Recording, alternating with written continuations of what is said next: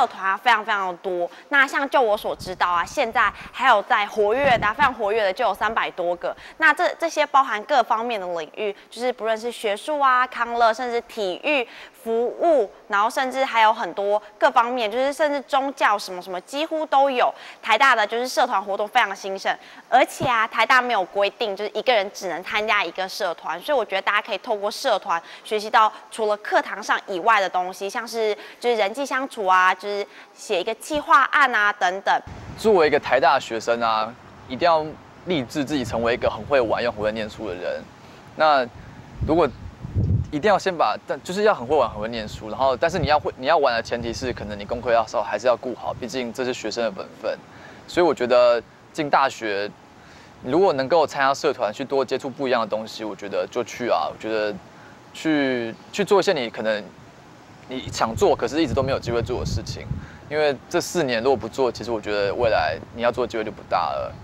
那关于社团的部分啊，其实我大一开始进来的时候，因为台大社团就真的很多。那我那时候是给自己就是我一开始的时候也是就是比较贪心，所以想要参加各方面的社团。那我选择了娱乐性的社团，像是就是鲁拉拉是一个比较康乐性的社团。那我也选择了学术性的社团，像领袖教育学社。那像在这个社团中，我就学了就是有关于如何企划、如何领导，还有甚至就是关于内在我们要如何去控制我们自己的情绪啊、IQ、EQ 等等的提升。那像这些我都觉得对自己帮助很大。那在选择社团方面，我会觉得就是大家可以依照自己的兴趣去选择，或是依照自己可能专业科目的辅助，像你可以选一些就是跟你所学相关的，或者是选一些就是甚至服务性的社团。因为像我后来大2的时候，我就进了一个服务性的社团。那在服务性的社团中，也会有不一样的成长以及体会。我觉得课外活动真的还是非常重要，就是它是我们踏入半个社会的一个领域、一个组织，然后而且它是一个学生自治的一个组织，然后你可以尽量发挥你的创意，然后也可以在课外活动里面就是学习如何筹划活动，如何撰写企划书，如何募款，如何就是管理财务，所以它是一个很综合性的训练。那在课外活动的过程之中，尤其是担任干部的角色，就可以发掘出自己的长处，还有需要去再加强的地方。所以我觉得，就是课外活动不只是学校的社团，比如说像义工啊，或者是当然进入老师研究室当助理，也可以算是一个课外活动。那我觉得只要是大学生有时间，都应该多多去接触，这样一方面也可以给自己生涯规划有一些灵感。其实像团队合作部分其实蛮重要的，所以一开始在团队合作上其实会产生蛮大的摩擦。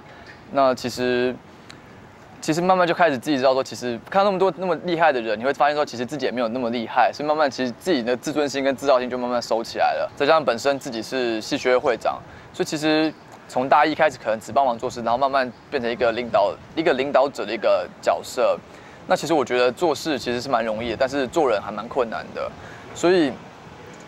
特别是台大 IQ 学生，就是 IQ 特别高，但是如何把自己 EQ 变得很厉害，其实还蛮重要的。那我觉得更重要的是说，你要去认清自己的一个能力跟优缺点在哪里吧，这样比较知道说你怎么去找互补的人跟你一起合作。没有一个人生下来就会很好的跟另外一个人相处，所以我跟就是身旁无论是好朋友或者是男朋友的相处之道，其实就是很诚恳的去沟通。所以我觉得沟通很重要，然后不要掺杂太多的情绪。就是说，当你有情绪的时候，你不能就是碰一下就爆发出来，或者是用一些比较冷酷或者是比较尖锐的话语去刺激对方。你应该停下来想想，就是你在这一段关系里面，你要的究竟是什么？